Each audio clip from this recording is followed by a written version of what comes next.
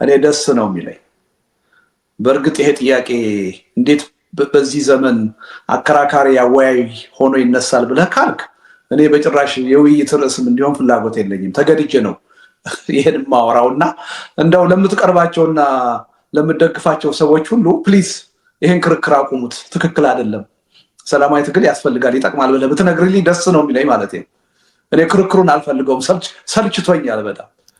እሱም ብለህ ብታቆመው ነው። እኔም የኮሚኒኬሽን ችግር የመሰለ ያነው ነው ብለህ በቃ እኔ ማቆም ስማ፣ በየሄድኩት አሁን በቀደም ያረኩትን ውይይት አላዳመጥከው ከሆነ ማለት ነው አንከር ላይ ሄድና አዳምጥ ፕሊዝ።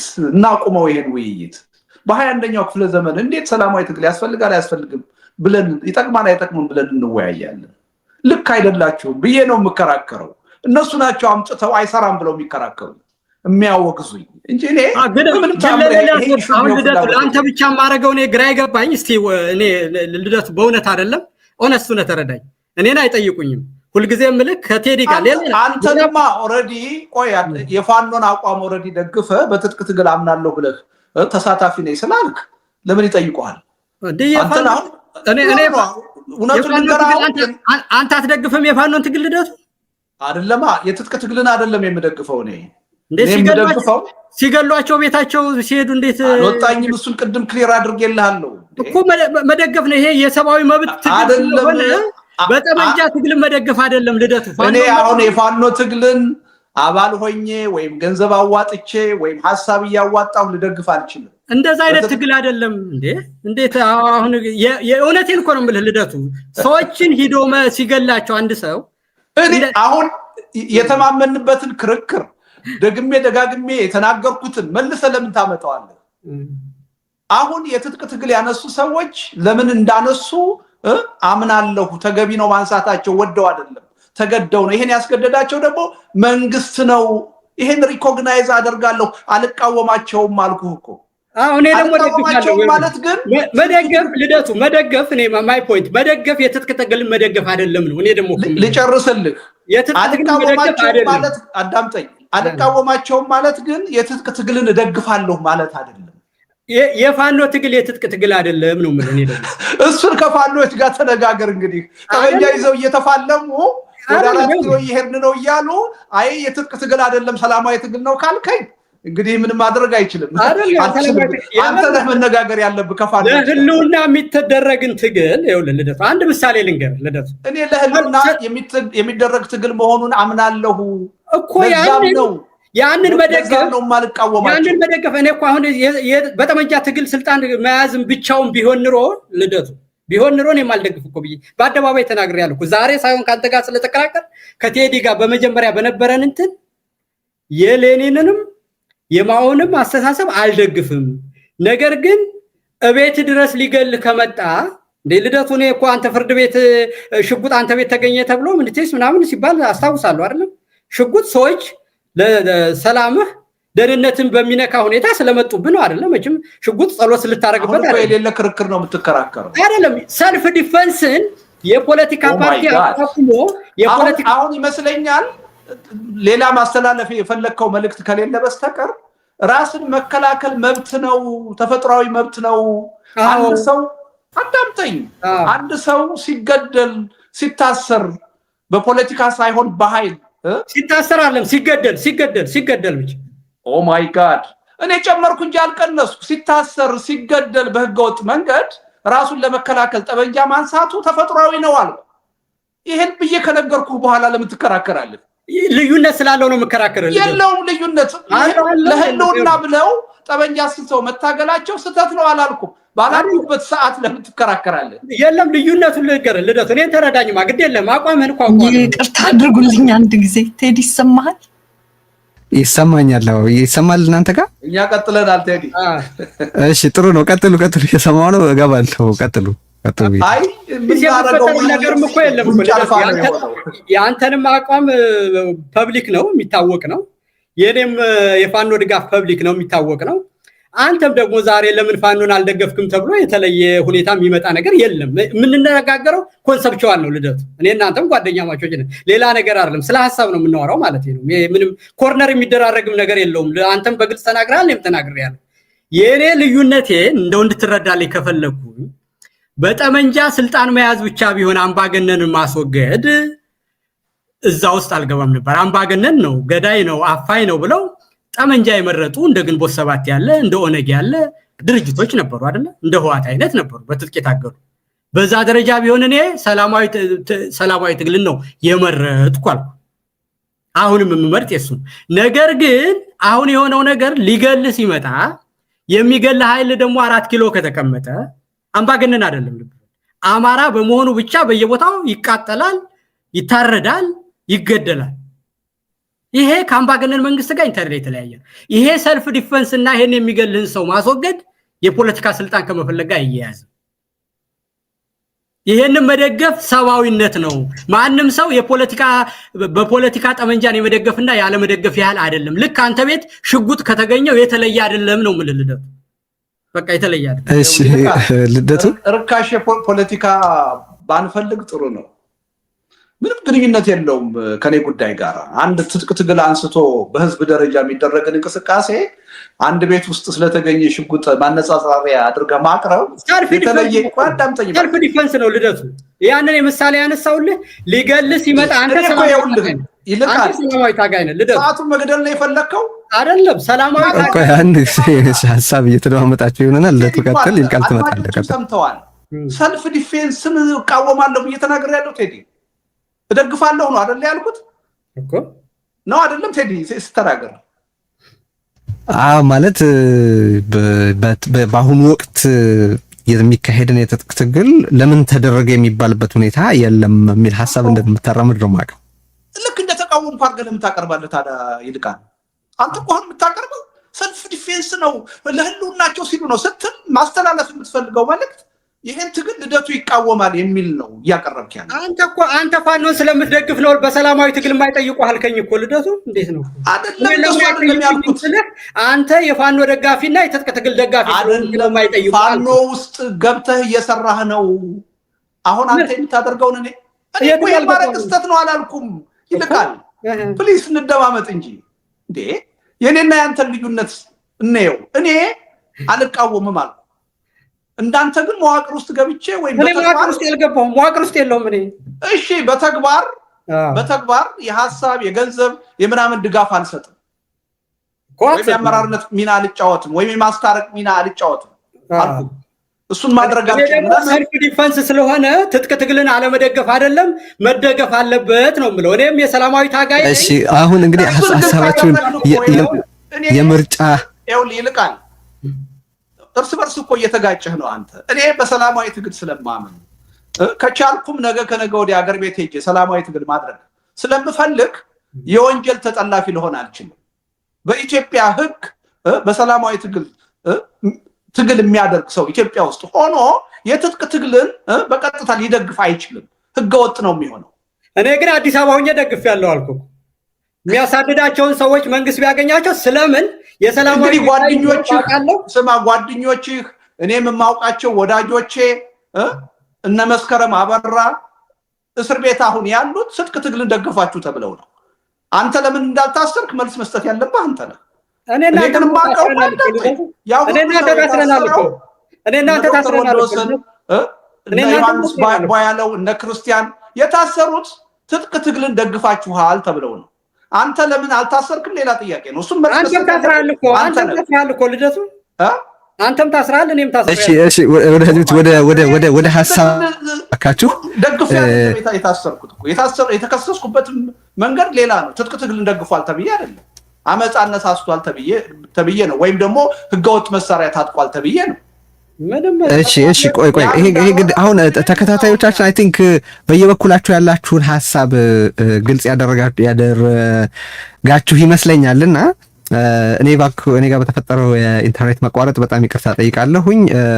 ያልተገመተ ነገር ነው የሆነው። ለምን እንደዚህ አይነት ነገር እንዳጋጠመም አላውቅም፣ ግን ይቅርታ ጠይቃለሁኝ። አይ ቲንክ ወደ መጨረሻው ነጥብ እንውሰደው። እሺ አንደኛ እንትኑ ላይ ግልጽ መሆን አለበት። ለምሳሌ አሁን ኢትዮጵያ ውስጥ ምሳሌ ማለት ነው የሰላማዊ ትግል በህግ ቢከለከል የኔን አቋም ልንገርህ። ለምሳሌ ሰላማዊ ትግል በህግ ተሰርዟል፣ በቃ ከዚህ በኋላ አይቻልም ቢባል በትጥቅ ትግል የሚያደርጉ ኃይሎችን አለመቃወም ብቻ ላይሆን ይችላል ሚናዬ። ልደግፍ እችላለሁ፣ መደገፍም ብቻ ላይሆን ይችላል። በተግባርም ገብቼ የትግሉ አካል ሊሆን ይችላል። በዛ ደረጃ ተስፋ ቆርጬ ነው የምገባው ማለት ነው። ህጉ ትልቅ ጉዳይ መሆኑን ማወቅ አለብን። መንግስት ስለሚጠቅመው ነው፣ ትልቅ መሳሪያ ስለሆነ ነው ህጉ የማይፍቀው። ይሄ መንግስት አሁን ለምን ሰላማዊ ትግል እያሉ ከሚያስቸግሩኝ፣ ስብሰባ እያሉ ሰልፍ እያሉ ከሚያስቸግሩኝ በህግ በከለክለው እኮ ጸጥ ረጭ አድርጌ እገዛቸዋለሁ ብሎ ሊል ይችል ነበር። ህጉን የማይሰርዘው ለራሱ ስለሚጠቅመው ነው። ዴሞክራት ነኝ እያለ ዓለምን ማሳሳት ስለሚችል ነው፣ ስለሚፈልግ ነው። ስለዚህ ህጉ መኖሩና አለመኖሩ ትልቅ የፖለቲካ እንደምታ እንዳለው ማወቅ አለብን። የአቋማችንን በመወሰን ረገድ ትልቅ ሚና አለው ማለት ነው። ይሄን ታሳቢ ብናደርገው ጥሩ ነው። የመተባበር ጉዳይ ያመጣው ነገር አለ። እኔ አንድ ትጥቅ ትግል የሚያደርግ አካል ማለት ነው ሰላማዊ ትግልን የግድ መቃወም የለበትም። ሰላማዊ ትግል ይሰራል ብሎ ካለ በአደባባይ ሊደግፍ ይችላል። ለምን? በመንግስት በኩል የህግ ተጠያቂ ሊሆን አይችልም። ጠበንጃ አንስቶ እየተዋጋ ነው። በሰላማዊ ትግል የሚያምኑ ኃይሎች ግን በይፋ በአደባባይ አገር ቤት ሆነው የትጥቅ ትግል መደገፍ አይችሉም። ስለዚህ ምንድነው የትጥቅ ትግልና የሰላማዊ ትግል ፎርማል በሆነ ሁኔታ ትስስር ፈጥረው ተደጋግፈው ትግል ሊያደርጉ አይችሉም በኢትዮጵያ ተጨባጭ ሁኔታ። ይሄን ግንዛቤ ውስጥ ማስገባት ያስፈልጋል። ሁልጊዜ የትጥቅ ትግልን በሚመለከት ሐሳብ ስንሰጥ በሰላማዊ ትግል የምናምን ሰዎች ያለብንን የህግ ተጠያቂነት አድማጭ ግንዛቤ ውስጥ ማስገባት አለበት። እኛ በህግ ማዕቀፍ መስራት ነው የምንፈልገው። ያን ስናደርግ አገዛዙ እንዲጠልፈን የተመቻቸ ሁኔታ መፍጠር የለብንም። ስለዚህ በአደባባይ ወጥቼ የትጥቅ ትግልን ከደገፍ ኢትዮጵያ ውስጥ ሰላማዊ ትግል ማድረግ አልችልም። እጠለፋለሁ፣ እታሰራለሁ።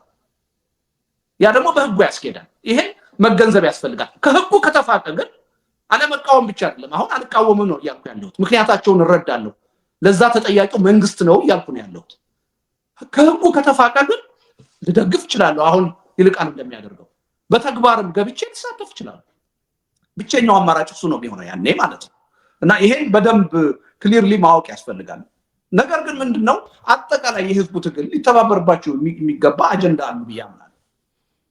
ኢቭን ሰላማዊ ትግል ታጋይ ሆኜ በትጥቅ ትግል የሚካሄደውን ትግል መከታተል መተቸት እችላለሁ፣ መብቴ ነው። ለምን ይመለከተኛል? ህልውናዬን ይወስናል ያ ትግል። ስለዚህ ለምሳሌ አሁን በትጥቅ ትግል እንቅስቃሴ እያደረጉ ያሉ ኃይሎች ቢተባበሩ ቢያንስ ሁለት ጥቅም አለው ብዬ አምናለሁ። ቢተባበሩ አንደኛ ድርድር የሚመጣ ከሆነ አገዛዙ በሁኔታዎች አስገዳጅነት ለድርድር ቢንበረከክ አንድ ላይ መቆማቸው የድርድር አቅማቸውን ያሳድገዋል፣ ለሀገሪቱ ፖለቲካ ይጠቅማል የሚል እምነት አለ። ሁለተኛ ይሄ መንግስት በራሱ የውስጥ ችግር ሊፈርስ ይችላል። በእነዚህ ታጣቂ ኃይሎች ትግልም ሊፈርስ ይችላል፣ ሊወድቅ ይችላል። ሲወድቅ የታጠቁት ኃይሎች ካልተባበሩ ሊስማሙበት የሚገባ ሚኒመም የሆነ ፕሮግራም ከሌላቸው አገሪቱ ወደ ባሰ ቀውስ ልትገባ ትችላለች። መንግስት የለሽ ሁኔታ ሊፈጠር ይችላል። የእርስ በርስ የበለጠ መተላለቅ ሊመጣ ይችላል። ስለዚህ ራሱ የትጥቅ ትግሉ በትብብር ቢካሄድ ለሀገሪቱ ሰላም እና የወደፊት ዕጣ ፈንታ ይጠቅማል ብዬ አምናለሁ። ስለዚህ ሚኒመም ፕሮግራም ይዘው ለምሳሌ የሰላም ጉዳይ፣ የተኩስ ማቆም ጉዳይ፣ ለተኩስ ማቆም መንግስትን ማስገደድ የጋራ አጀንዳቸው ሊሆን ይችላል። ከዛ ደግሞ ናሽናል ዲያሎግ ወይም ሀገራዊ መግባባት ውይይት እንዲመጣ መታገል የጋራ አጀንዳቸው ሊሆን ይችላል። ከዛ ደግሞ አዲስ የሽግግር ሂደት እንዲቋቋም የጋራ አጀንዳ ሊያደርጉ ይችላል። በዚህ ረገድ የኢትዮጵያ የፖለቲካ ኃይሎች በሰላምም ያሉት ለብቻቸው፣ በትጥቅ ትግልም ያሉት ለብቻቸው ትብብር መፍጠር ይችላሉ የሚል እምነት አለኝ እና እኔ በዚህ ነው የማየው።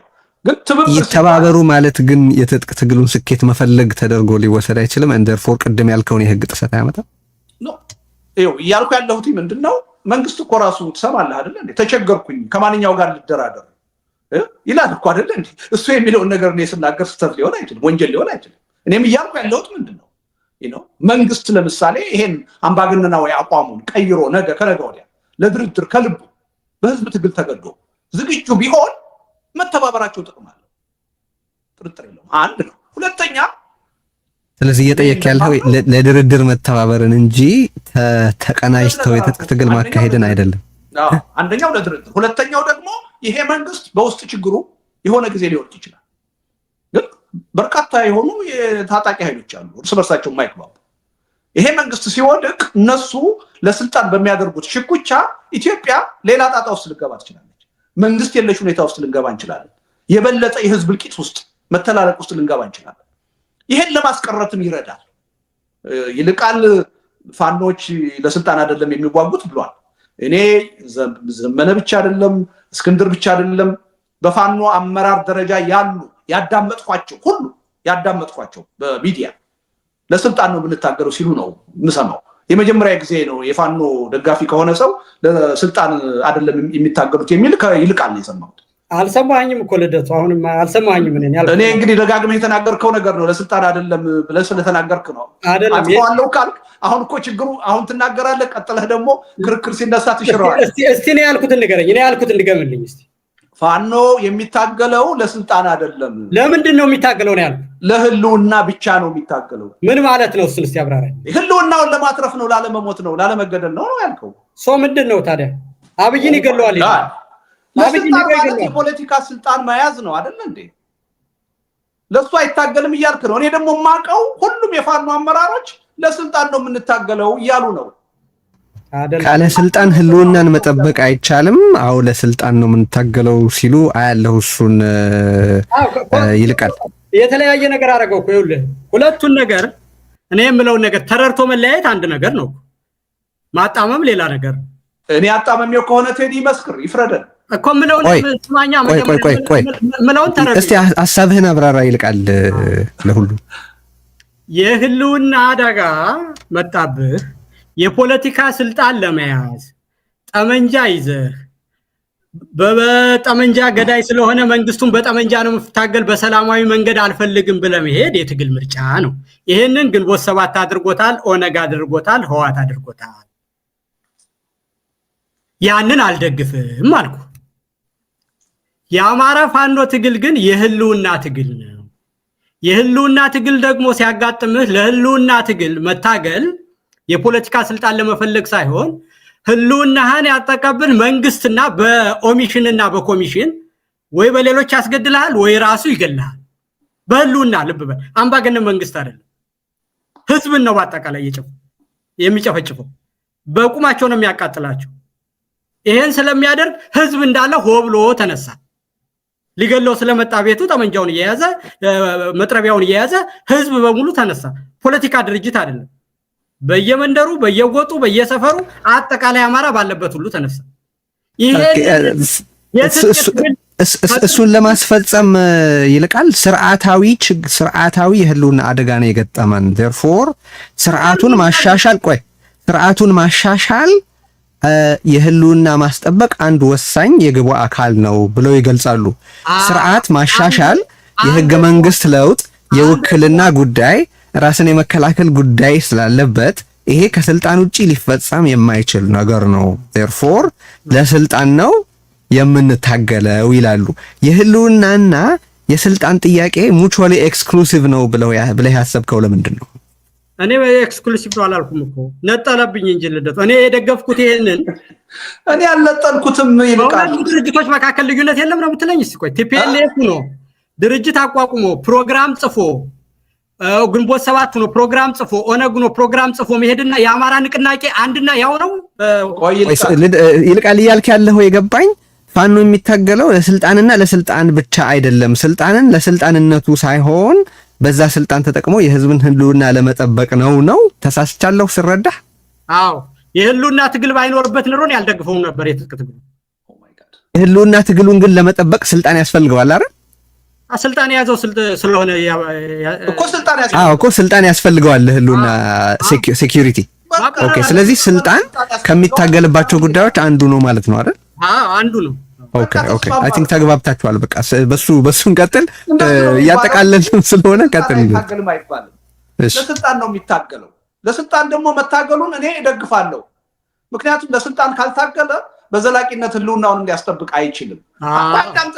ቋንጣምጠኝ አንተ እንደምትለውም አይደለም። እኔ እስከማውቀው ድረስ እስከምሰማው እሰማለሁ በየመገናኛ ብዙሃኑ ኢቭን የፖለቲካ ፕሮግራም አውጥተን ወጥ የሆነ ድርጅት ፈጥረን ለፖለቲካ ስልጣን ለመብቃት ነው የምንታገለው ሲሉ ነው የምሰማው።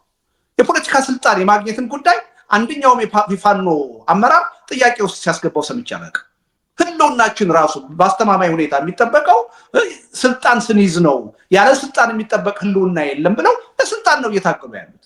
አንተ መጣህና ለስልጣን የሚታገል ፋኖ የለም አልክ። እኔ ነኝ ፋኖ